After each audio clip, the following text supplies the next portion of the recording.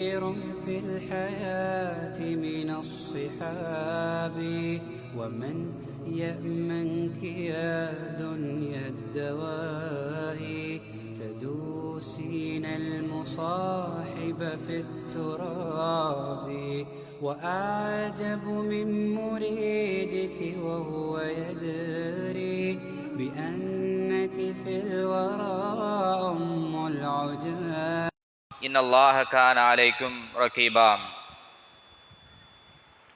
وقال أيضا يا أيها الذين آمنوا اتقوا الله وقولوا قولا سديدا يصلح لكم أعمالكم ويغفر لكم ذنوبكم ومن يطع الله ورسوله فقد فاز فوزا عظيما. கண்ணியத்துக்கும் மதிப்புக்கும் உரிய இஸ்லாமிய சகோதரர்களே, அல்லாஹ்வின் நல்லடியார்களே, தற்கால சூழலை பொறுத்தவரை மனிதனுடைய இயல்புகள் எல்லாம் அவ்வப்போது மாறிக்கொண்டிருக்கின்ற ஒரு நிலையாக இருக்கிறது. இப்படியான இந்த வாழ்க்கையில் மனிதன் காணுகின்ற அதிகமானவைகள் பாவங்களாகவும் அதன் பக்கம் ஈர்க்கப்படுகின்ற விடயங்களாகவுமே காணப்படுகிறது. இப்படியான ஒரு நிலையில் அழைப்பு பணி என்பது மனிதர்களுக்கு, குறிப்பாக முஸ்லீம்களுக்கு, எமக்கு ஒரு மிக முக்கியமான ஒரு தேவையாக இருந்து கொண்டிருக்கிறது. நாம் எல்லோரும் நாளை மறுமையிலே அல்லாஹ் எங்களுக்கு ஏற்பாடு செய்திருக்கின்ற சுவர்க்கத்தை அடைய வேண்டும் என்ற நோக்கத்தோடு நாம் எல்லோரும் பயணித்துக் கொண்டிருக்கிறோம். அப்படியான நிலையில் பாவங்களும் குரோதங்களும் எங்களை சூழ்ந்து கொண்டே இருக்கிறது. அப்ப இந்த மாதிரியான ஒரு சூழ்நிலையில் தாவத் என்பது எங்களுக்கு ஒரு தேவையாக இருந்து கொண்டிருக்கிறது. முதலாவதாக, அழைப்பு பணி என்றால் என்ன என்பதை எங்களுக்கு தெரிந்திருக்க வேண்டும். அழைப்பு பணி என்றால் என்ன? தெரிந்தவர்கள் சொல்லுங்க பாப்போம். நாம் எல்லோரும் அழைப்பு பணி செய்ய வேண்டும் என்ற நிற்கதியான ஒரு நிலையோடு இருக்கிறோம். அது நானாக இருந்தாலும் சரி, நீங்களாக இருந்தாலும் சரி, எல்லோரும் அழைப்பு பணி செய்ய வேண்டும். உம்மத்துல் முஹம்மதியா என்று சொல்லக்கூடிய முஹம்மது நபி ஸல்லல்லாஹு அலைஹி வஸல்லம் அவங்களோட சமுதாயம், அவங்க இந்த தப்லீகுடைய இந்த விடயத்தில், எட்டி வைத்தல் என்ற இந்த விடயத்தில் எல்லோரும் கரிசனை செலுத்த வேண்டும். அப்போ இந்த தாவத்து, அழைப்பு பணி என்றா என்ன என்பது எங்களுக்கு தெரிஞ்சிருக்கணும். அழைப்பு பணி என்றா என்ன? அது ஒரு இபாதத். அழைப்பு பணி என்பது அது ஒரு இபாதத். நன்மையை ஏவுதல், தீமையை தடுத்தல், அல்லாஹ்வின் பக்கம் மக்களை அழைத்தல், இதுதான் தாவத்துடைய பணியாக இருந்து கொண்டிருக்கிறது. இந்த பணியை பொறுத்தவரை ஆரம்ப காலகட்டங்களில்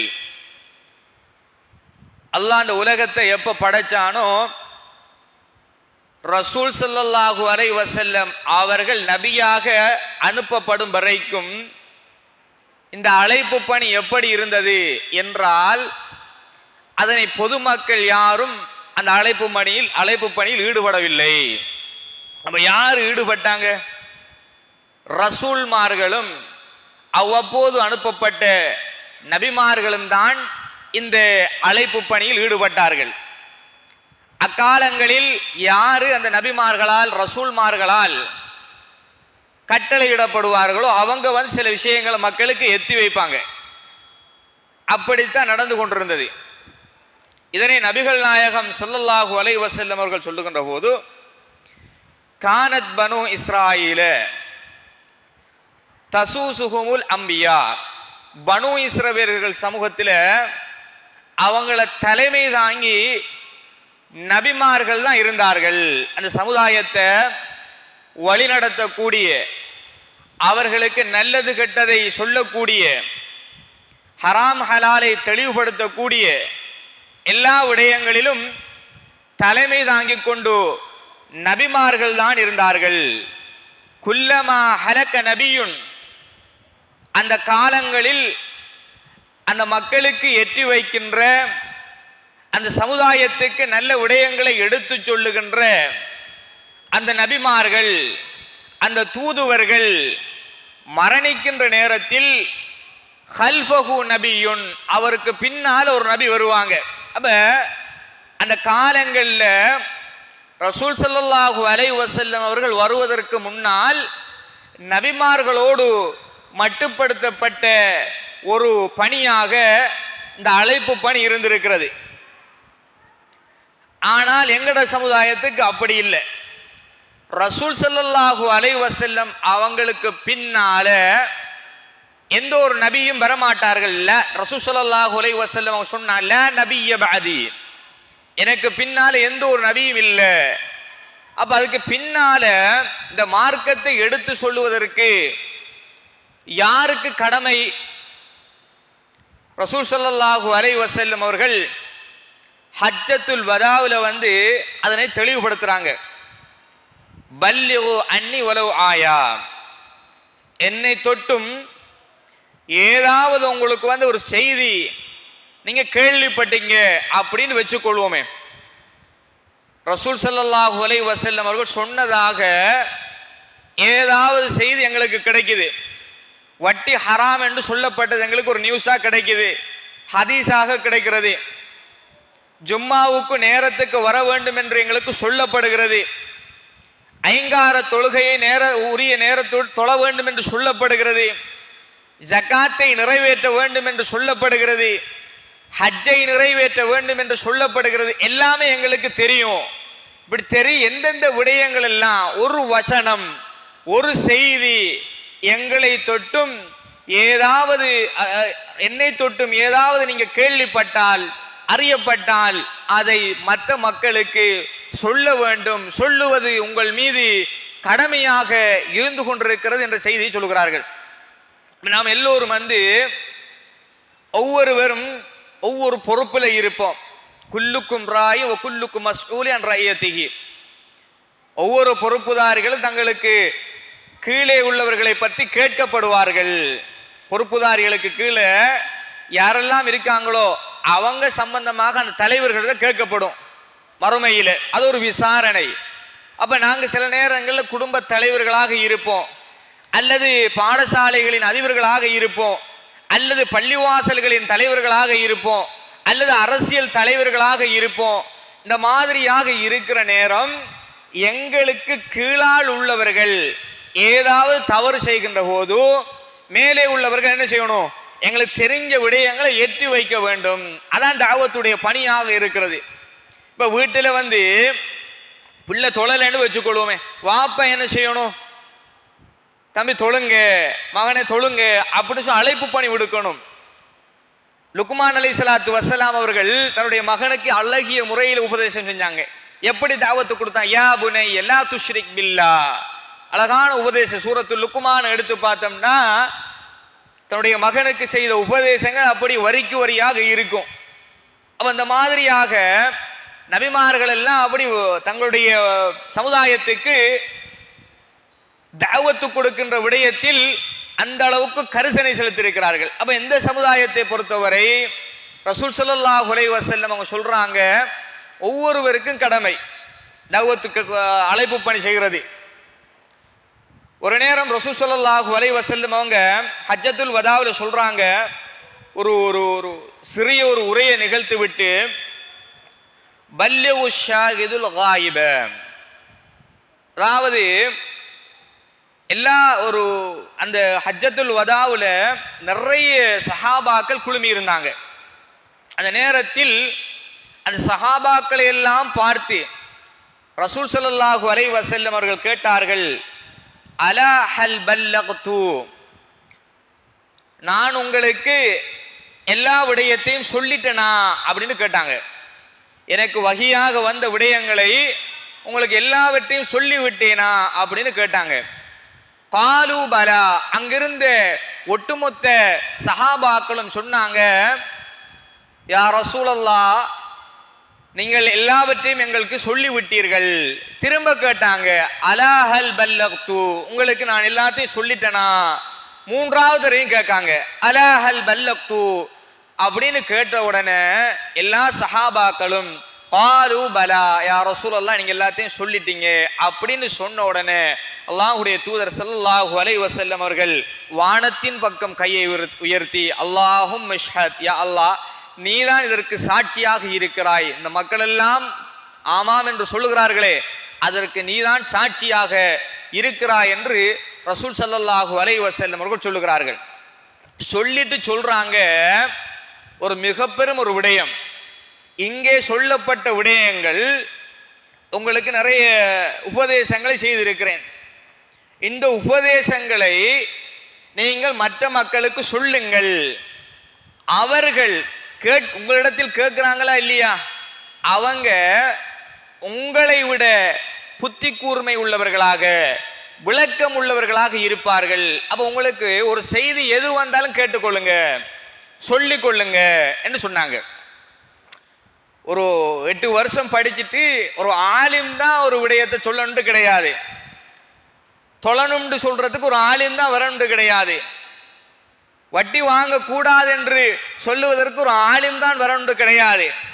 எங்களுக்கு அது சம்பந்தமான ஒரு செய்தி எங்களுக்கு கேள்விப்பட்டாலும் அது தடுக்கிறதுக்கான உரிமையும் வலுவையும் அதன் பக்கம் அழைப்பு பணி அந்த விடுக்கின்ற நிலையையும் ரசூல் ஸல்லல்லாஹு அலைஹி வஸல்லம் அவர்கள் எங்களுக்கு தாராங்க. அதனால தான் நாங்க சிறந்த சமுதாயமாக இருக்கிறோம். அல்லாஹு தஆலா எங்களுக்கு முன்னால் இருந்த சமுதாயத்துக்கு நிறைய ஆயுட்காலங்களை கொடுத்தான். 950 வருடங்கள், 600 வருடங்கள், 500 வருடங்கள் அப்படின்னு சொல்லி நிறைய ஆயுட்காலங்களை கொடுத்தான். அவர்கள் நிறைய அமல்களை அந்த காலங்களில் செஞ்சாங்க, அவங்க ஆயுட்காலத்துக்கு ஏற்ற மாதிரி. ஆனா அந்த சமுதாயத்தை அத்தனை அமல்களையும், அவ்வளவு வருட காலங்களாக செய்த அமல்களை எல்லாம் செய்த மக்களை பார்த்து, அந்த உம்மத்தை பார்த்து, நீங்கள் சிறந்த சமுதாயம் என்று அல்லாஹ் சொல்லல. யாரை பார்த்து சொல்லுகிறான்? ரசூல் ஸல்லல்லாஹு அலைஹி வஸல்லம் அவங்களோட உம்மத்தாகிய எங்களை பார்த்து தான் நீங்க ஒரு சிறந்த சமுதாயம் என்று சொல்லுகிறான். சொல்லுவதற்கான காரணம் என்ன? அதையும் அல்லாஹ் அல் குர்ஆனிலே சொல்லுகிறான், குந்தும் கைர உம்மத்தின் உஹுர்ஜத் லின்னாஸ். மனித சமுதாயம் தோற்றம் பெற்றதிலிருந்து ஆதம் அலைஹிஸ்ஸலாத்து வஸ்ஸலாம் அவர்கள் தொடக்கம் ரசூல் ஸல்லல்லாஹு அலைஹி வஸல்லம் அவர்கள் வரைக்கும் யாரெல்லாம் மனிதர்களாக எந்த சமுதாயம் எல்லாம் வந்ததோ அத்தனை சமுதாயத்தையும் விட சிறந்த சமுதாயம் யார் தெரியுமா? நீங்க தான் சொன்னாங்க. எங்களை பார்த்து சொன்னாங்க. நாம எத்தனை வருஷம்? மேக்சிமம் ஒரு 70 வருஷம். எங்கள் ஆயுட்காலத்தை பற்றி ரசூல் ஸல்லல்லாஹு அலைஹி வஸல்லம் என்ன சொன்னாங்க? 65க்கும் 60க்கும் இடைப்பட்டது எங்கள் ஆயுட்காலம் சொன்னாங்க. அப்படிப்பட்ட ஒரு சமுதாயத்தை பார்த்து நீங்க ஒரு சிறந்த சமுதாயம் என்று சொன்னான் அல்லாஹ். ஏன் சொன்னா? ஏன் அந்த சிறப்பு அல்லாஹ் தந்தான் தெரியுமா? இந்த அழைப்பு பணியை நாங்க செய்யறதால தான். தஅமுரூன பில் மஅரூஃப் வ தன்ஹவுன அனில் முன்கர். நீங்க ஏன் சிறந்த சமுதாயமாக இருக்கீங்க தெரியுமா? நீங்க நல்லதை ஏவுகிறீர்கள், கெட்டதை தடுக்கிறீங்க. தீமையான விடயங்களை தடுக்கிறது உங்களோட கடமையாக இருக்கிறது. அது ஒவ்வொரு மனிதர் மீது கடமையாக இருக்கிறது, மூமின்கள் மீது. ஏற்கனவே நபிமார்களுக்கு தான் கடமையாக்கப்பட்டுச்சு. ஆனா இந்த சமுதாயத்தை பொறுத்தவரை எல்லோருக்கும் அது ஒரு கடமையான ஒரு விடயமாக இருக்கிறது என்பதை நாங்கள் முதலாவதாக புரிந்து கொள்ள வேண்டும். அப்ப பாவங்கள் நடக்கிற போதும் அதை தடுப்பதும் நன்மைகளை ஏவுவதும் ஒரு தாவத்துடைய ஒரு மிக முக்கியமான ஒரு விடயமாக இருக்கிறது. அதனால தான் அல்லாஹு தஆலா அல்லாஹ்வுடைய தூதர் ஸல்லல்லாஹு அலைஹி வஸல்லம் அவங்க சொன்னாங்க, மன் ரஆ மின்கும் முன்கரன், யாராவது உங்களில் ஒருவர் ஒரு பாவத்தை கண்டால், அது யாராக இருந்தாலும் சரி, நானாக இருந்தாலும் சரி, நீங்களாக இருந்தாலும் சரி, யாராக இருந்தாலும் பாவங்களை கண்டுட்டீங்க அப்படின்னு சொன்னா அதை கையால தடுக்கட்டும் சொன்னாங்க. இப்ப நம்முடைய காலங்கள்ல கையால தடுக்கிற அளவுக்கு முடியுமா என்று கேட்டா கிடையாது. நிறைய சட்டங்களும் நிறைய வல்லமைகளும் வந்துட்டு, அப்ப ஒரு ஆட்சியோ ஒரு அதிகாரமோ இருந்தா தான் அந்த மாதிரி செய்யலாம். அப்ப அப்படியான ஒரு நிலை இல்லை. அப்ப அதற்கு மாற்று வழியாக ரசூல் ஸல்லல்லாஹு அலைஹி வஸல்லம் அவங்க என்ன சொல்றாங்க, அதற்கும் ஃபைல்லம் யஸ்ததி, அதுக்கு உங்களுக்கு ஏலா அப்படின்னு சொன்னா பபி லிசானிஹி, நாவால சொல்லுங்க. அப்ப இப்ப அது ஒரு நாம சொல்லலாம், யாருக்கும் என்ன செய்யலாம், நல்ல விடயங்களை ஏவலாம், தீமையான ஒரு விடயங்களை தவிர்த்து நடங்க அப்படின்னு சொல்லி நம்ம என்ன செய்யலாம், உபதேசங்களை செய்து கொள்ளலாம். இது நான் தான் செய்யணும், இந்த உலமாக்கள் தான் செய்யணும், அல்லது இந்த ஜமியத் உலமா சபை தான் என்ன செய்யணும் என்ற ஒரு நிலைப்பாடெல்லாம் கிடையாது. ரசூல் ஸல்லல்லாஹு அலைஹி வஸல்லம் அவங்க என்ன சொல்றாங்க, இந்த உம்மத்தை செய்ய வேண்டும் என்று சொல்றாங்க. உலகத்தான் மிக முக்கியமான ஒரு காரணம். அப்ப நாம முதலாவது விளங்கணும், இந்த தஅவத்து பணியை நாம ஏன் செய்யணும், தஅவத்து பணியை சொல்லுங்க. ஆகும் தெரிஞ்சார்கள் தஅவத்து பணியை இவ்வளவு முக்கியமாக நம்ம சொல்லிட்டு வாரோம். ஏன் செய்யணும் தஅவத்து பணியை, ஏன் செய்யணும்? அல்லாஹ்விடத்துல நாம தப்பித்துக் கொள்வதற்காக வேண்டி. தஅவத்து பணி எங்கள் மீது எல்லோரும் மீதும் கடமை. எங்களுக்கு ஏதாவது செய்தி வந்துட்டுன்னு சொன்னா அதை நாங்க என்ன செய்யணும், எத்தி வைக்க வேண்டும். அல்லாஹ் மறுமையில கேட்பான், உங்களுக்கு கிடைச்ச செய்திகளை மறைக்காமல் மற்ற மக்களுக்கு நீங்கள் அழைப்பு விடுத்தீர்களா, தஅவத்து செஞ்சீங்களா, தப்லீக் செய்தீர்களா, எட்டி வைத்தீர்களா என்று அல்லாஹ் கேட்பான்.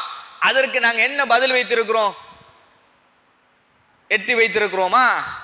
அதனாலதான் நாங்க பார்க்கிறோம், பனு இஸ்ரவேல் சமுதாயத்தை பொறுத்தவரை அல்லாஹு தஆலா அல் குர்ஆனிலே சொல்லுகிறான் அவங்கள பத்தி. அல்லாஹ் அந்த பனு இஸ்ரவேல் சமுதாயத்துல சனிக்கிழமை அன்றைக்கு அவங்க இபாதத்தில் ஈடுபட வேண்டும் என்ற ஒரு நிலைப்பாட்டை வைத்திருந்தான். இப்ப நம்ம வெள்ளிக்கிழமை என்ன செய்யறோம், ஜும்மாவுக்கு வாரமா இல்லையா? ஜும்மாவுக்கு வாரதுதான் கடமை, நாள் பூரா லீவ் எடுப்பது எங்களுக்கு கடமை இல்லை. ஜும்மா தொழிட்டு ஃபந்தஷுரு ஃபில் அர்லி வப்தகு மின் ஃபضலில், அதுக்கு பின்னால் நீங்க தொழிலுக்கு போகலாம் அப்படின்னு எங்களுக்கு அல்லாஹ் லேசுபடுத்தி இருக்கிறான். ஆனா பனு இஸ்ரவேலர்கள் சமுதாயத்தை பொறுத்த வரைக்கும் அவங்களுக்கு எப்படி இருந்துச்சுன்னு கேட்டா, சனிக்கிழமை முழு நாளும் அவர்கள் என்ன செய்யணும், அல்லாஹ்வுக்கு இபாதத் செய்யணும். ஆனால் அந்த நேரத்தில் இவர்களை சோதிப்பதற்காக இவங்க எல்லாரும் இபாதத்துக்கு போறாங்க, வணக்க ஸ்தலங்களுக்கு போய் வணக்கங்களை ஈடுபட்டு கொண்டிருக்கிற நேரங்கள் எல்லாரும் கடல் தொழில் செய்கிற ஆக்கள். அல்லாஹ் சொன்னா, நீங்க அந்த கடல் தொழிலை விட்டுட்டு மீன் பிடிக்கிறத விட்டுட்டு சனிக்கிழமை அன்றைக்கு ஒரு தொழிலுக்கும் போகாம நீங்க சனிக்கிழமை என்ன செய்யணும், இபாதத்தில் ஈடுபடணும் அப்படின்னு சொல்லிட்டான். சொல்லிட்டு அல்லாஹ் அவங்களுக்கு ஒரு சோதனையை கொடுக்குறான். எப்படி? மற்ற நாட்களை விட, ஏனைய நாட்கள் இருக்குதானே 6 நாட்களும், அந்த நாட்களை விட இந்த சனிக்கிழமை அன்றைக்கு அந்த மீன் பிடிக்கிற இடத்துல அப்படியே மீன் இவர்களை பிடிக்கிற மாதிரியான ஒரு நிலைப்பாட்டை ஏற்படுத்தும். அந்த அளவுக்கு கொதண்டு அப்படின்னு மீன் கொதித்து கொண்டிருக்கும். அப்ப அல்லாஹ் சோதிக்கிறான், இவங்க என்ன செய்யறாங்கன்னு பாக்குறதுக்கு. அந்த நேரத்தில் அந்த சமுதாயம் 3 குழுக்களாக பிரிக்கிறது.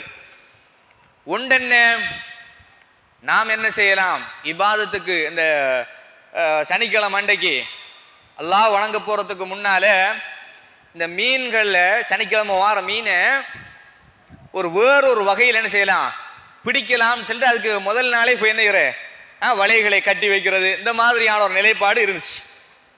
இவங்க செஞ்சு கொண்டிருந்தாங்க. மற்ற 2 கூட்டம் யாரு, அவங்க மீன் பிடிக்க போகாத கூட்டம். அதுல அந்த 2 கூட்டத்தில் ஒரு கூட்டம் என்ன செஞ்சிச்சு கேட்டா, நீங்கள் இப்படி செய்யறதெல்லாம் போல அல்லாஹ்வுக்கு நீங்க மாறு செய்து கொண்டிருக்கிறீர்கள் என்று அழைப்பு பண்ணி கொடுத்தாங்க. நீங்க இப்படிலாம் செய்யக்கூடாது, சனிக்கிழமை அண்டைக்கு எல்லாம் மீன் பிடிக்க வேணாம் அப்படின்னு சொன்னா நீங்க மீன் பிடிக்க கூடாது அப்படின்னு சொல்லி அழைப்பு பண்ணி கொடுத்தாங்க. மூன்றாவது சாரார் இருந்தாங்க, அவங்க என்ன செஞ்சாங்கன்னு கேட்டா, அழைப்பு பண்ணி கொடுத்தாங்களே அவங்கள்ட்ட போய் சொன்னாங்க, நீங்க என்னத்துக்கு உங்களுக்கு தேவையில்லாத வேலை, அவன் பிடிச்சா பிடிச்சிட்டு போவான். இவங்க அழைப்பு பணியெல்லாம் கொடுக்கல, அவங்க சும்மா சும்மா இருக்காங்க. நல்ல பிள்ளைகள் மாதிரி சமூகத்தில் நல்லதை தடுக்கிறது இல்லை, கெட்டதை தடுக்கிறது இல்லை, அப்படியே சும்மா நாங்க நல்ல பிள்ளைகள் அந்த மாதிரியான ஒரு நிலைப்பாட்டில் இருந்துட்டு சொன்னாங்க, தீமையை தடுக்க போற ஆக்கள்கிட்ட சொன்னாங்க, நீங்க என்னத்துக்கு உங்களுக்கு தேவையில்லாத வேலை அப்படின்னு சொன்னாங்க. அது அல்லாஹ் பார்த்துக்குவான் அப்படின்னு சொன்னாங்க. அல்லாஹ் அல் குர்ஆன்ல சொல்லுகிறான், வயது காலத் உம்மத்தும் மின்ஹும், அவங்களோட சமுதாயம் சொன்னது, லிமதஇலூன கௌமன், ஏன் அந்த மீன் பிடிக்க போறாங்கள்ட்ட போய் நீங்க உபதேசம் செய்து கொண்டிருக்கிறீர்கள், அல்லாஹு முஹ்லிக்குஹும், அல்லாஹ் அவங்களை அழிச்சிருவான், நீங்க ஒன்றும் போக தேவையில்லை அப்படின்னு அவங்க உபதேசம் செய்ய போனாங்க. அந்த நேரம் அல்லாஹு தஆலா இந்த அழைப்பு பணி கொடுத்தவர்களை பாதுகாத்து விட்டு, யாரு தாவத்து பணி கொடுத்தாங்களே மீன் பிடிக்க போக வேணாம், அல்லாஹ் செய்ய சொன்னதை நீங்க செய்யுங்க, இதுல இருந்து தவிர்த்து வாங்க அப்படின்னு சொல்லி தாவத்து கொடுத்தாங்களே அவங்களை அல்லாஹு தஆலா அப்படியே பாதுகாத்து விட்டு அந்த இரண்டு சாராரையும் அழித்து விட்டான். மீன் பிடிக்க போனாக்களையும் அழிச்சான். ஏன் மீன் பிடிக்க போறீங்கன்னு கேட்காம இருந்தாங்களே ஒரு சமூகம், அவங்களையும் அழிச்சான் என்பதை நாங்க பார்க்கிறோம். அப்ப தாவத்து பணி எவ்வளவு முக்கியம்னு பாருங்க. அதனால ரசூல் ஸல்லல்லாஹு அலைஹி வஸல்லம் அவர்கள் ஒரு அழகான ஒரு முன்மாதிரியை சொல்றாங்க எங்களுக்கு. ஒரு கப்பல் கடல்ல போய் கொண்டிருக்கிறது. கடல்ல போற நேரம் மேல்தட்டிலும் கீழ்த்தட்டிலும் மக்கள் இருந்து கொண்டிருக்கிறார்கள். மேல்தட்டில் தான் கீழ்த்தட்டில் உள்ளவர்களுக்கான தண்ணீர் இருக்கிறது. அப்ப கீழுக்கு இருந்துதான் மேல என்ன போய் தண்ணியை குடிச்சிட்டு வரணும், அப்படியான ஒரு நிலை. கடல்ல கப்பல் போய் கொண்டிருக்கிற நேரம் கீழுக்குள்ளவர்கள் யோசிச்சாங்க, நாம தண்ணிக்கான இருக்கோம், என்னத்துக்கு மேலுக்கு போய் தண்ணியை கேட்க, ஓட்டையை போட்டு தண்ணியை எடுப்போமே அப்படின்னு சொல்லி அவர்கள் நினைத்து எடுத்தால், மேலுக்கு உள்ளவர்கள் இந்த ஓட்டை போடுற ஆக்களை தடுக்காம விட்டா என்ன நிலை, எல்லோரும் அழிவார்களா இல்லையா? அதனாலதான் ரசூல் ஸல்லல்லாஹு அலைஹி வஸல்லம் சொல்றாங்க, ஒரு சமுதாயத்தில் பாவம் நடந்தால், குற்றம் நடந்தால் அதை தட்டி கேட்பது, அந்த பாவங்களில் இருந்து மக்களை மீள்புறச் செய்வது அத்தனை மக்கள் மீதும் கடமையாக இருந்து கொண்டிருக்கிறது. அப்ப யாரும் என்ன செய்யக்கூடாது, கை கட்டி பார்த்து கொண்டு இருக்கக்கூடாது என்ற நிலையை அல்லாஹ்வுடைய தூதர் ஸல்லல்லாஹு அலைஹி வஸல்லம் அவர்கள் எங்களுக்கு அழகான முறையில் சொல்றாங்க. அந்த தஅவத்துடைய பணி ஒரு சாதாரண பணி அல்ல, இது நபிமார்கள் செய்த பணி. இது இந்த பணியை செய்யும் போது சில நேரங்களில் எங்களுக்கு அவசர புத்தி வந்துவிடக் கூடாது. நாம் என்ன இன்றைக்கு தஅவத்து செய்கிறோம், இன்றைக்கு தொழ வேண்டும் என்று சொல்றோம், நாளைக்கும் சொல்றோம், ஒரு கிழமையா சொல்றோம், வருடம் பூரா சொல்றோம், இத்தரும் தொலைவாரானும் இல்லை, ஜக்காத்து கொடுக்கானும் இல்லை, ஒன்றும் செய்கிறான் இல்லை, இந்த பெடப்பாய் நாம் என்ன செய்யக்கூடாது, உட்கார்ந்து விடக்கூடாது. எங்கட கடமை என்னன்னு கேட்டா தஅவத் செய்யறது தான் எங்கட கடமை.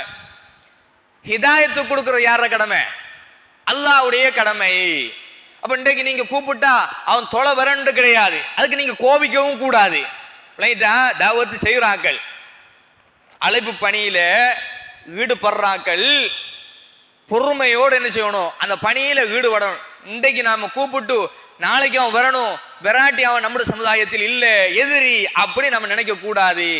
அவனுக்கு தஅவத் பிரச்சாரம் செஞ்சு கொண்டே இருக்க வேண்டும். அதில் நாங்க தளர்வு நிலை வரக்கூடாது, அதில் பொறுமை காக்க வேண்டும் என்ற நிலையோடு நாங்க இருக்கணும். அதனாலதான் ரசூல் ஸல்லல்லாஹு அலைஹி வஸல்லம் அவர்களாலே அவங்களோட சொந்த சாச்சா அபூ தாலிபுக்கு ஹிதாயத்து கொடுக்க முடியாத ஒரு நிலை ஏற்பட்டது.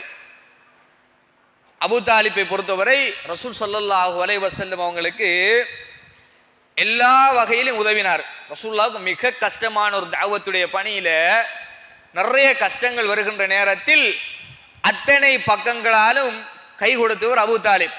கடைசி மரண நேரத்தில் எல்லா நன்மையும் செஞ்சிட்டாரு, கலிமாவை மட்டும் சொன்னா போதும் அல்லாஹ் சொர்க்கத்தை கொடுப்பான். அப்படியான ஒரு நிலை. ரசூல் ஸல்லல்லாஹு அலைஹி வஸல்லம் அவர்கள் அபூ தாலிபுடைய அந்த மடியில போய் இருந்து கொண்டு, அவர் தலைமட்டில் போய் இருந்து கொண்டு கலிமாவை சொல்லி சொல்லி கொடுக்காங்க. கலிமாவை சொல்லி கொடுக்கிறார்கள். யாரு? ரசூல் ஸல்லல்லாஹு அலைஹி வஸல்லம் அவர்கள். இந்த உலகத்தினுடைய மிக பெரும் ஒரு தலைவர். அப்படியே வச்சு மடியில வச்சு கலிமாவை சொல்லி கொண்டு கொடுக்குற நேரம் அவர் என்ன செய்கிறாரு? பக்கத்தில் உள்ளவர்கள் அங்கங்க என்ன செய்கிறாரு பார்க்காரு. அவங்க கண் சகிக்கை செய்கிறாங்க, நீங்க என்ன கலிமாவை சொல்லிடாதீங்க அப்படின்னு சொல்லிட்டு. அவர் என்ன செய்கிறாரு? கலிமாவை சொல்லாமலே அப்படி மரணித்து விட்டார் செய்தியை நாங்கள் பார்க்குறோம். இப்போ இதெல்லாம் எங்களுக்கு எது ரசூல் ஸல்லல்லாஹு அலைஹி வஸல்லம் அவங்களுக்கு அல்லாஹ் கேட்டான், நீங்க நினைச்ச ஆக்களுக்கெல்லாம் என்ன செய்யல, ஹிதாயத்தை கொடுக்க முடியாது.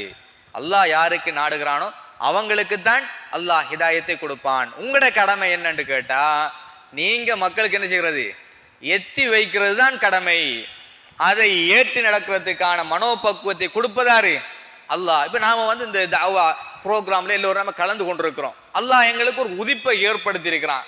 ஏன் நாம இப்படி ஒரு அழைப்பு பணி நடக்கிறது, இதுல போய் நம்ம கலந்து கொள்வோம். அல்லாஹ் தஆலா இதுல பரக்கத்தை வச்சிருக்கிறான், சிறப்பு வச்சிருக்கிறான். இந்த சபையில போய் இருந்தா மலக்குமாருடைய பிரார்த்தனை இருக்கிறது, அப்ப அல்லாஹுடைய கிருபை இருக்கிறது. இதே சபையிலே மரணித்து விட்டால், கலிமாவோடு நாங்க மரணிச்சிட்டோம்னு சொன்னா அல்லாஹு தஆலா மறுமையிலே எங்களுக்கு சொர்க்கத்தை தந்துடுவான் என்ற நோக்கத்தோடு நாம் எல்லோரும் உட்கார்ந்து கொண்டிருக்கிறோம். ஏன்?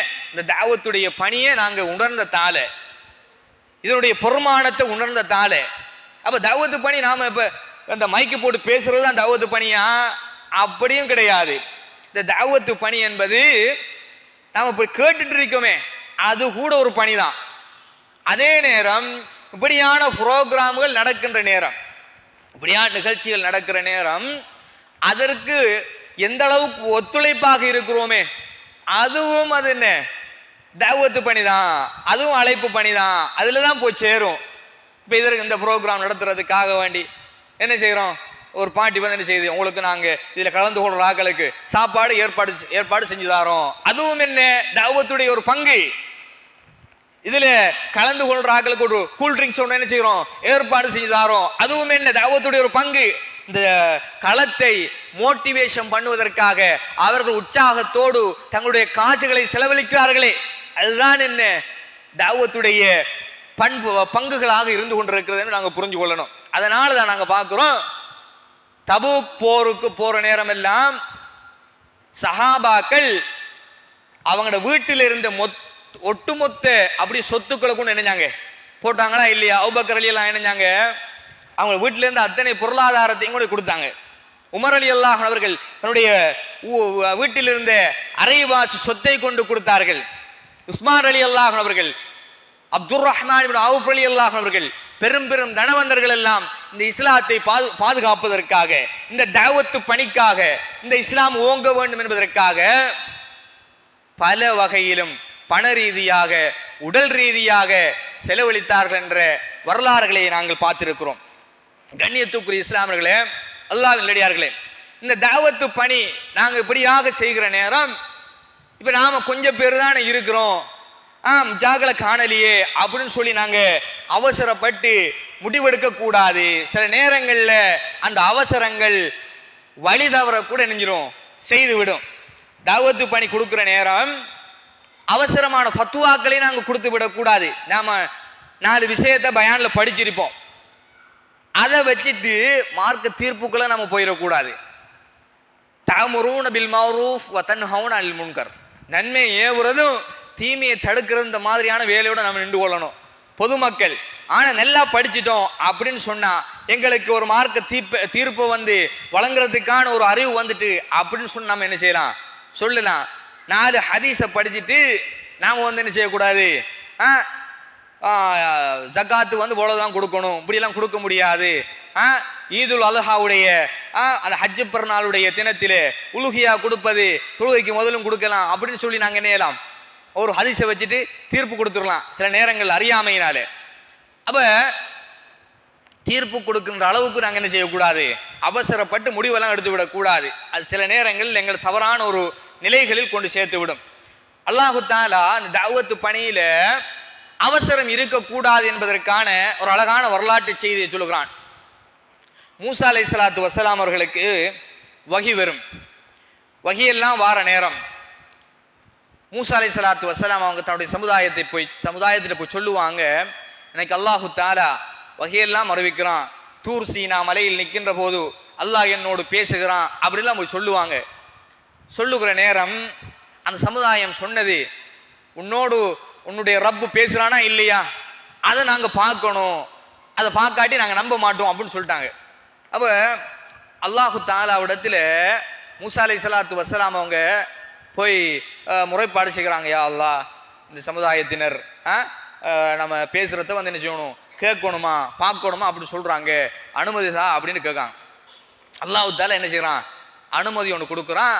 அவங்க மூசா அலைஹிஸ்ஸலாத்து வஸ்ஸலாம் அவர்கள் 12 கோத்திரங்களாக பிரிந்திருந்தாங்க. அப்ப 12 கோத்திரத்தாரையும் என்ன செய்யலாது, மலைக்கு கூட்டிட்டு போக முடியாது.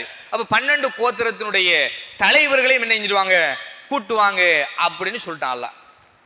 மூசா அலைஹிஸ்ஸலாம் அவங்க என்ன செஞ்சாங்கடா, அவசரமா போய் அப்படியே அந்த மக்களிடத்துல சொல்லிட்டு நம்ம வந்து இத்தனாவது என்ன செய்வோம் போவோம் அப்படின்னு சொல்லிட்டு அந்த 12 பேரையும் கூட்டி எடுத்துட்டு தூர் சீனா மலையடிய வராங்க. தூர் சீனா மலையடிய வந்து நிற்கிற நேரம் மூசா அலைஹிஸ்ஸலாம் அவங்களுக்கு மனசில் ஒரு ஆர்வ கோளாறு உண்டு. ஆர்வம் ஒன்று வந்துட்டு என்ன நினைக்காங்க, நாம இந்த 12 பேரையும் கூட்டிட்டு ஏறுறவோல நம்மளோட ரப்பு நமக்காக நினைஞ்சிருக்கிறான், காத்து கொண்டிருக்கிறான் அப்படின்னு சொல்லிட்டு இவங்களை தூர் சீனா மலையடியை அப்படியே கொண்டாந்து விட்டுட்டு பின்னு பார்த்து 12 பேரையும் அப்படியே வாங்கடா அப்படின்னு சொல்லிட்டு தூர் சீனா மலையில் உச்சிக்கு அப்படி கடகடன்னு ஓடி போய் இணைஞ்சிறாரு, நின்று கொள்றார். ஓடி போய் நிற்கிற நேரம் அல்லாஹு தஆலா மூசா அலைஹிஸ்ஸலாம் அவங்கள பார்த்து கேட்டான், ஒமா அஜலகான் கௌமிக்கையா மூசா, உங்களோட சமுதாயத்தினர் எங்கன்னு கேட்டான் அல்லாஹ். சொன்னாரு, ஹும் உலாயி ஃபி அஸரி, அவன் எனக்கு பின்னால தான் வந்திருக்கான் அப்படின்னு. திரும்பி பார்த்தா பின்னுக்கு ஒருத்தரையும் காணல, பின்னுக்கு ஒருவரையும் காணல. அவருக்கு அந்த தூர் சீனா மலையில ஏறி பழக்கம், அவங்களுக்கு பழக்கமா இல்லை. அவங்க என்ன செஞ்சாங்கன்னு கேட்டா, கால் கிடக்குது இடுப்பு கிடக்குது அப்படின்னு சொல்லிட்டு கொஞ்சம் பேர் அங்க உட்கார்ந்தா. அப்படி உட்கார்ந்து வார நேரம் அங்க சாமிரி அப்படின்னு சொல்லிட்டு இருந்தான். அவன் என்ன செய்யறான்னு கேட்டா, இவங்கள்ட்ட கேட்ட அந்த 12 பேர்கிட்டையும் நீங்க எங்க போறீங்க கேட்டோட அவங்க சொன்னாங்க, மூசா அலைஹிஸ்ஸலாம் அவங்க அவருடைய ரப்போடு பேச போகிறார், அதை நாங்க பார்க்க போறோம் அப்படின்னு சொன்னாங்க. இந்த சாமிரிங்கிறவன் சொன்னா, மூசா ஒன்று உங்களோட ரப்போட பேச போகல, அவங்களோட ரப்பு எப்படி பேசுகிறார் என்று நான் உங்களுக்கு காட்டுறேன் அப்படின்னு சொல்லி அங்க இருந்த இரும்புகளை கொஞ்சம் அப்படியே உருக்கி கொண்டு வந்து ஒரு காளை மாட்டை உருவாக்கி அந்த காளை மாட்டினுடைய வயிற்றில் அப்படியே குத்துக்கிற நேரம் அந்த காளை மாடு ஒரு சத்தம் போட்டது. அத்தனை பேரும் அந்த காளை மாட்டினுடைய காலடியில போய் சுஜூதில் விழுந்தாங்க. அல்லாஹ் சொன்னா, மூசா அலைஹிஸ்ஸலாம் அவங்கள பார்த்து, ஏன் அவசரப்பட்டு வந்தீங்க? அல்லல்லாஹும் சாமிரி, உன்னுடைய சமுதாயம் அத்தனை பேரையும் சாமிரி வழிகெடுத்து வைத்திருக்கிறாங்களே, போய் பாருங்க. இவர் சொன்னாரு, அஜில்து இலைக்க லிதர்லா, யா அல்லாஹ் நான் அவசரப்பட்டு ஓடி வந்ததில்லை, உன்னுடைய திருப்பொருத்தத்தை தேடித்தான். நீ காத்து கொண்டிருக்கிறா, உன்னுடைய அந்த நெருக்கத்தை டக்குன்னு நாம் பெற்றுக்கொள்ளணும் அப்படின்னு சொல்லி அவசரப்பட்டு ஓடி வந்தேன், இப்படி நடந்துட்டே அப்படின்னு சொல்லிட்டு அதற்கு பின்னால் அல்லாஹு தஆலா அவர்களுக்கு பெரிய ஒரு தண்டனையை கொடுத்த ஆண்ட வரலாறுகள் நாங்கள் பார்க்கிறோம். எனவே கண்ணியத்துக்குரிய இஸ்லாமியர்களே, அல்லாஹ்வின் நல்லடியார்களே, தஅவத் பணியில் அவசரம் இருக்கக்கூடாது. அப்போ எங்களோட பொறுமையோடு தான் நாங்கள் என்ன செய்யணும், எங்களோட அந்த தஅவா அழைப்பு பணியை நாங்கள் செய்ய வேண்டும் என்ற நோக்கம் எங்களுக்கு இருக்க வேண்டும். அதே நேரம் இந்த தஅவா பணியை, இந்த அழைப்பு பணியை செய்கிற நேரம் எங்களுக்கு பல சவால்கள் வரும். தஅவா பணி, அந்த அழைப்பு, இந்த இஸ்லாமிய பணியை செய்கிற நேரம் எங்களுக்கு வந்து என்ன, பல கோணங்களில் சவால்கள் வரும். அது பொருளாதார ரீதியாக இருக்கலாம், அல்லது சமூக ரீதியாக இருக்கலாம், அல்லது அரசியல் ரீதியாக இருக்கலாம். இப்படி பல கோணங்களில் என்ன செய்யும், எங்களுக்கான சேலஞ்சஸ் வரும். அந்த நேரங்களில் எங்களுக்கு நபிமார்களுடைய வரலாறுகள் ஞாபகப்படுத்தப்பட வேண்டும். இந்த தஅவா பணியில் ஈடுபட்டதற்காக நபிமார்கள் என்ன தியாகங்கள்லாம் செஞ்சாங்க, சஹாபாக்கள் என்ன தியாகங்களை செய்தார்கள் என்ற எண்ணங்கள் எல்லாம் எங்களுக்கு கண்ணுக்கு முன்னால் வந்து போக வேண்டும். எத்தனை வரலாறுகளை கேட்டிருப்போம். நூஹ் அலைஹிஸ்ஸலாத்து வஸ்ஸலாம் அவர்கள் 950 வருடங்கள் அந்த மக்களுக்கு பிரச்சாரம் செஞ்சாங்க. ஏற்றுக்கொண்டது குறைய பெற ஆக்கள் தான். இப்ராஹிம் அலைஹிஸ்ஸலாத்து வஸ்ஸலாம் அவர்கள் மிக பெரும் ஒரு பிரச்சாரத்தை செய்தார்கள். ஆனால் அவருடைய தந்தையை இஸ்லாத்துக்கு எடுத்துக்கொள்ள முடியவில்லை. கடைசியில இந்த பிரச்சாரத்தை, இந்த அழைப்பு பணியை செய்ததனால் அந்த நாட்டினுடைய மன்னனால் நெருப்பு குண்டத்துக்குள் போட்டு எரிக்கப்பட்டார்கள். அல்லாஹு தஆலா அந்த நெருப்பிலிருந்து இப்ராஹிம் அலைஹிஸ்ஸலாத்து வஸ்ஸலாம் அவர்களை பாதுகாத்தான் என்ற வரலாறு நமக்கு தெரியும். மூசா அலைஹிஸ்ஸலாத்து வஸ்ஸலாம் அவர்கள் இந்த அழைப்பு பணியை செய்கிற நேரம் ஃபிரௌனுடைய அந்த கொடுங்கோலுடைய நிலை எங்களுக்கு எல்லோருக்குமே தெரியும். என்ன நடந்துச்சு? அவர் அப்படியே கொல்லணும் அப்படின்னு கடல் வரைக்கும் விரட்டி கொண்டு போனானா இல்லையா? அங்கால போனா கடல், பின்னுக்கு போனா ஃபிரௌனுடைய படை இருந்தது. அல்லாஹ் அவரை அதிலிருந்து பாதுகாத்தானா இல்லையா? ஈசா அலைஹிஸ்ஸலாத்து வஸ்ஸலாம் அவர்கள் வானத்துக்கு உயர்த்தப்பட்டார்கள். எதனால? அந்த சமுதாயத்தினால் விரட்டி அடிக்கப்பட்டார்கள். இந்த அழைப்பு பணியை செய்ததன் காரணமாக ரசூல் ஸல்லல்லாஹு அலைஹி வஸல்லம் அவர்கள் தாயிஃபுக்கு போன நேரம் அந்த மக்கள் அல்லாஹ்வுடைய தூதருக்கு கற்களால எறிந்த நிலையோடு அவருடைய அந்த இரத்தங்கள் எல்லாம் தலையிலிருந்து கால் வரைக்கும் வடிந்தோடிய வரலாறுகள் நமக்கு தெரியும். கஅபாவினுடைய முற்றத்திலே ரசூல் ஸல்லல்லாஹு அலைஹி வஸல்லம் அவர்கள் மண்டியிட்டு சுஜூதிலே இருக்கிற நேரம் அழுகிய குடல்களை கொண்டு ரசூல் ஸல்லல்லாஹு அலைஹி வஸல்லமுடைய முதுகிலே போட்டார்கள். ரசூல் ஸல்லல்லாஹு அலைஹி வஸல்லம் அவர்கள் எழும்ப முடியாமல் விம்மி விம்மி அழுத நிலையங்களுக்கு தெரியும். சாதாரண வரலாறுகள் அல்ல. இந்த தஅவா பணியை செய்வதற்காக பட்ட கஷ்டங்கள் சாதாரணமானவைகள் அல்ல. பிலால் ரலியல்லாஹு அவர்கள் சுடுமணலிலே போட்டு சுடப்பட்டார்கள். ஹப்பாப் பின் அரத் ரலியல்லாஹு அவர்கள் நெருப்பு குண்டத்திலே போடப்பட்டு, இப்போது நம்ம கோழி சுடுவோமா இல்லையா, அத மாதிரி சுட்டு அப்படி வறுத்தெடுத்தார்கள். ஹப்பாப் பின் அரத் ரலியல்லாஹு அன்ஹு வரலாற்று செய்தியை சொல்லுகிற போது அந்த குறைஷிகள் அப்படி அவர்களை 2 கம்பத்திலையும் போட்டு உருக்குகிற நேரம் அவர்களுடைய உடம்பில் இருந்த அந்த வீணிகள் எல்லாம் வடிந்து வடிந்து வடிந்து அந்த நெருப்பை அணைத்தது என்ற வரலாற்று செய்தியை சொன்னாங்க. எதனால் இந்த தியாகங்கள்? இந்த அழைப்பு பணியை முன்னெடுத்து செல்ல வேண்டும் என்பதற்காக, இந்த பணியிலே நாங்கள் நிலைத்திருக்க வேண்டும் என்பதற்காக, மறுமை வரைக்கும் இந்த பணி தொடர வேண்டும் என்பதற்காக. சாதாரணமான ஒரு பணி அல்ல. இந்த பணியை செய்கிற நேரம் பல பக்கங்களில் எங்களுக்கு கஷ்டம் வரும். அந்த மாதிரியான நிலைகளில் நாங்கள் இவ்வாறான தியாக வரலாறுகளை நாங்கள் புரட்டி பார்க்க வேண்டும். சுமையா ரலியல்லாஹு அவர்களுடைய அஃபத்தில் ஈட்டிய இது கொல்லப்பட்டது எதற்காக? தஅவத்துடைய பணிக்காக. தியாகங்கள் தஅவத்துடைய பணிக்காக.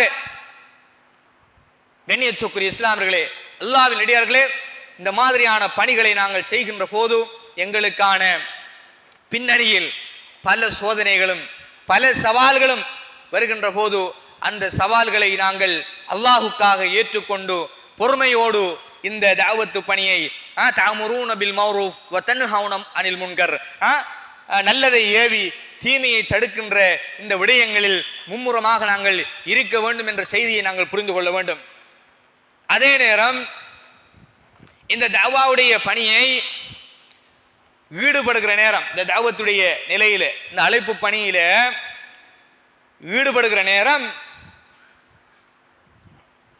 கடந்த காலங்களில் நடந்த தஅவா பணியை நாங்கள் மறந்து விடக்கூடாது. இப்போ நாம் என்ன செய்கிறோம்? ஒரு தஅவா பணி நடந்து கொண்டிருக்கிறது, கொஞ்சம் பேர் ஆக்கள் தான் வந்து கொண்டிருக்கிறோம். அப்போ ஆரம்பத்தில் நாம் என்ன செய்வோம்? அந்த ஆரம்பங்களில் அந்த தஅவா பணிக்காக எங்களுடைய உடலாலும் எங்களுடைய உழைப்புகளாலும் எங்களுடைய பொருளாதாரங்களால் நம்ம நினைஞ்சிருப்போம், செலவழிப்போம். செலவழிக்க இந்த தஅவாவுடைய பணி என்ன செய்யும்? அப்படியே வளரும். அழைப்பு பணி அப்படியே வளர்ந்து போக போக அப்படி சமுதாயத்தில் அது பெருக்கெடுக்க ஆரம்பிக்கும். அப்படியான நேரத்தில் ஆரம்பத்தில் அந்த தஅவத்துடைய பணிக்காக யாரெல்லாம் பங்களிப்பு செய்தாங்களா இல்லையா, அவங்கள என்ன கூடாது, மறக்க கூடாது. ரசூல் ஸல்லல்லாஹு அலைஹி வஸல்லம் அவர்கள் மக்காவுடைய வெற்றி கிடைச்ச உடனே மக்காவுடைய வெற்றி கிடைச்ச உடனே அபூ சுஃபியான் அவர்கள் அப்பாஸ் ரலியல்லாஹு அன்ஹு பாதுகாப்புல ரசூல் ஸல்லல்லாஹு அலைஹி வஸல்லம் அவங்கள்ட்ட வாராங்க. வார நேரம் ஓரத்தில் ஒரு ஓரமாக பிலால் ரலியல்லாஹு அன்ஹு அவர்கள், அதே போல சுஹைபு ரூமி, சல்மானுல் ஃபாரிஸ் ரலியல்லாஹு அன்ஹு இவங்கெல்லாம் வந்து அப்படி ஓரமாக நின்று கொண்டிருக்காங்க. அப்படி நிற்கிற நேரம் அபூபக்கர் ரலியல்லாஹு அவர்கள், அப்பாஸ் ரலியல்லாஹு அவர்கள் எல்லாம் அபூ சுஃபியான் அவர்களை அப்படி ரலியல்லாஹு அவர் அப்படின்னு செய்கிறாங்க, கூட்டு வாராங்க. சாதாரண ஒரு தளபதியா, பெரும் ஒரு தலைவர், குறைஷ்களுடைய ஒரு பெரும் தலைவர் அபூ சுஃபியான். அபூ சுஃபியானுடைய இஸ்லாம் என்பது இஸ்லாத்துக்கு கிடைத்த மிக பெரும் ஒரு வெற்றி. அப்ப என்ன செய்யறாங்கன்னு கேட்டா, இவங்கெல்லாம் வந்து ஆரம்பத்தில் கஷ்டப்பட்டாங்க. யாரு? இந்த பிலால், சுஹைபு ரூமி, சல்மானுல் ஃபாரிஸ் ரலியல்லாஹு அன்ஹு அவங்கெல்லாம் வந்து மிச்சம் கஷ்டப்பட்டார்கள். சுடுமண்ணில் போட்டு புரட்டப்பட்டார்கள், நிறைய யுத்தகலங்களை சந்தித்தவர்கள், அப்படி நிறைய தியாகங்களை செஞ்சவங்க.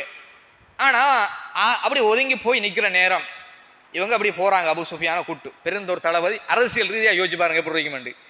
பெரும் ஒரு தலைவர் வாராரு, அந்த கூட்டத்தில் நம்ம ஆரம்ப போராளிகள்லாம் அப்படி ஒதுங்கி ஒதுங்கி நிற்கிறோம். இப்போ அவங்க சொல்றாங்க, அந்த பிலால் ரலியல்லாஹு அன்ஹு, சுஹைபு ரூமி, சல்மான் இவங்க 3 பேரும் சொல்றாங்க, அவர் போகும்போது ஏனென்று அவரால் அவங்க பாதிக்கப்பட்டார்கள். சொல்றாங்க, அல்லாஹ்வுடைய வாள் சரியான நேரத்தில் சரியான ஆள் என்ன செய்யல, பதம் பார்க்கவில்லை அப்படின்னு சொல்லிட்டாங்க.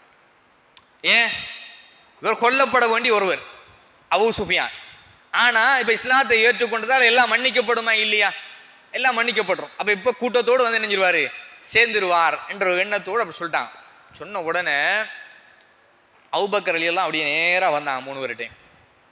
3 பேர்கிட்டையும் வந்து கேட்டாங்க, அத்தகூலூன ஹாதா, வேற பத்தியா நீங்க பேசுறீங்க? அபூ சுஃபியான பத்தியா பேசுறீங்க? அவர் குறைஷியுடைய தலைவர், அவரை பத்தி நீங்க எப்படி பேசலாம் அப்படின்னு சொல்லி கோபப்பட்டுட்டு போய்த்தாங்க. அந்த 3 பேரை அப்படி கடிஞ்சிட்டு போய்த்தாங்க. போயிட்டு அப்படி நேரா போய் ரசூல் ஸல்லல்லாஹு அலைஹி வஸல்லம் அவரிடத்துல முறைப்பாடு செஞ்சாங்க. இப்படியெல்லாம் இந்த 3 பேரும் பேசிட்டாங்க அப்படின்னு சொன்னாங்க. ரசூலுல்லாஹ் எப்படியான ஒரு தலைவர் என்று பாருங்க, சாதாரண தளபதி அல்ல, இந்த உலகத்தினுடைய தலைவர் என்று சொல்லுவதற்கு மிக தகுதியானவர். என்ன சொன்னாங்க? அவர் சொல்லியிருக்கணும், அல்லாஹ்வுடைய தூதர் ஸல்லல்லாஹு அலைஹி வஸல்லம் அவங்க சொல்லியிருக்கணும், அபூ சுஃபியான நாம இப்போ வந்து என்ன செஞ்சு கொள்ளலாம், ஏற்றுக்கொண்டுருவோம், அவங்க சொன்னத்தை முறை பார்த்துக்கலாம். ஏன் அவங்க சின்ன சின்ன ஆக்கள் தானே, அடிமைகளாக இருந்தவர்கள் தானே. அபூ சுஃபியான்மா ஒரு குறைஷிகளுடைய பெரும் தலைவர், அந்த இஸ்லாத்துக்கு வந்தது ஒரு பெரும் ஒரு சக்தி. அப்ப இவரை நாம கவனிப்போம் அப்படின்னு ரசூல் ஸல்லல்லாஹு அலைஹி வஸல்லம் நினைக்கல. அபூபக்கர் ரலியல்லாஹு அவங்கள பார்த்து சொன்னாங்க, அக்தப்தஹும் யா அபூபக்கர். யாரு அபூபக்கர் ரலியல்லாஹு? சாதாரண ஒரு தோழரா? இந்த உலகத்தில் உள்ள அத்தனை பேருடைய ஈமானை ஒரு தராசிலும் அபூபக்கர் ரலியல்லாஹு ஈமான ஒரு ஒரு தட்டில வச்சாலும் அபூபக்கர் ரலியல்லாஹு ஈமான் தான் என்ன செய்யும், கதிக்கும் என்று போற்றப்பட்டவர்கள். ரசூல் ஸல்லல்லாஹு அலைஹி வஸல்லம் உடைய உற்ற தோழர், சுவர்க்கத்துக்கு நன்மாராயம் கூறப்பட்ட ஒரு பெரும் சஹாபி, இஸ்லாத்தை ஆரம்பத்தில் ஏற்றுக்கொண்ட தோழர்கள் மிக முதன்மையானவர். அதையும் தாண்டி ரசூல் ஸல்லல்லாஹு அலைஹி வஸல்லம் அவருடைய மாமனார், ரசூலோட சொந்த மாமனார், மிக பெரும் ஒரு சிறப்பை பெற்ற ஒரு பெரும் சஹாபியை பார்த்து இந்த 3 பேருக்காக வேண்டியும் அல்லாஹ்வுடைய தூதர் ஸல்லல்லாஹு அலைஹி வஸல்லம் அவங்க அந்த மக்கள் செய்த அழைப்பு பணிக்காக வேண்டி செய்த அந்த தியாகங்களை மறக்காம அபூபக்கர் ரலியல்லாஹு பார்த்து கேட்டாங்க, அக்தப்தஹும் யா அபூபக்கர், அபூபக்கரே நீங்க அவங்கள கோபப்படுத்திட்டீங்களா அப்படின்னு கேட்டாங்க. ரசூல் ஸல்லல்லாஹு அலைஹி வஸல்லம் அவங்களோட முகமெல்லாம் அப்படியே சுவந்து அப்படியே வேறுத்து போய் அவங்க மிக ஒரு கடும் கோபமான நிலையில சொன்னாங்க, அந்த 3 பேரையும் அக்தப்தஹும் அக்தப்த ரப்பக, அந்த 3 பேரையும் நீங்கள் கோபப்படுத்தி இருந்தால் உங்களுடைய ரப்பை நீங்கள் கோபப்படுத்தி விட்டீர்கள் என்று அல்லாஹ்வுடைய தூதர் ஸல்லல்லாஹு அலைஹி வஸல்லம் அவங்க சொன்ன செய்திகளை பார்க்கிறோம்.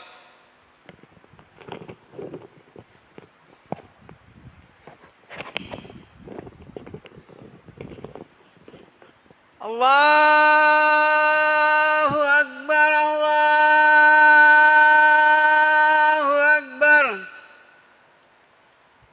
الله أكبر الله أكبر أشهد أن لا إله إلا الله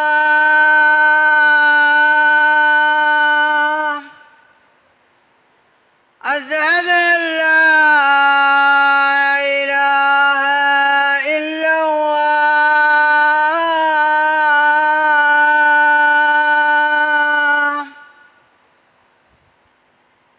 أشهد أن محمد رسول الله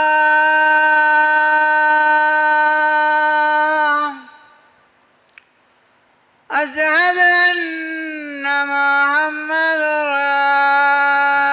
رسول الله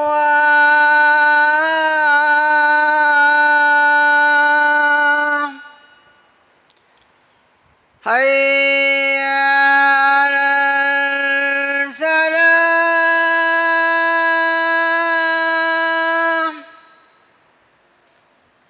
حي على الصلاة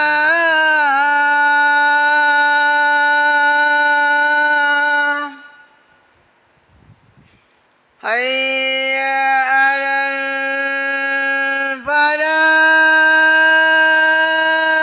الفلاح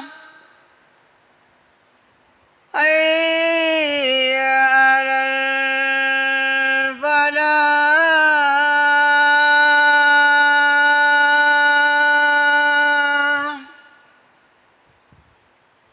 الله أكبر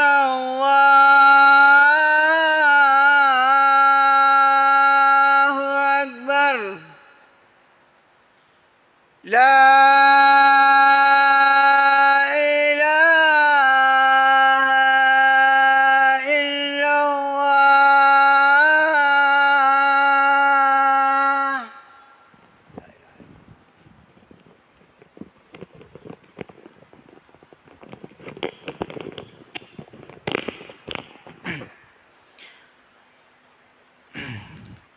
நபிகள் நாயகம் ஸல்லல்லாஹு அலைஹி வஸல்லம் அவர்கள் இந்த அழைப்பு பணியில் ஈடுபட்டவர்களை ஆரம்ப காலத்தில் இந்த இஸ்லாமிய மார்க்கத்துக்காக வேண்டி யாரெல்லாம் அந்த அழைப்பு பணிக்கு உதவி செய்தார்களோ, பாடுபட்டார்களோ, அவர்கள் இந்த இஸ்லாம் எத்தனை மடங்கு வளர்ந்தாலும் அவர்களை மறக்காமல் அவர்களை பாதுகாத்து அவர்களுக்கான சிறப்பையும் கண்ணியத்தையும் எக்காலமும் கொடுத்தார்கள் என்ற நிலைகளை நாங்கள் பார்க்கிறோம்.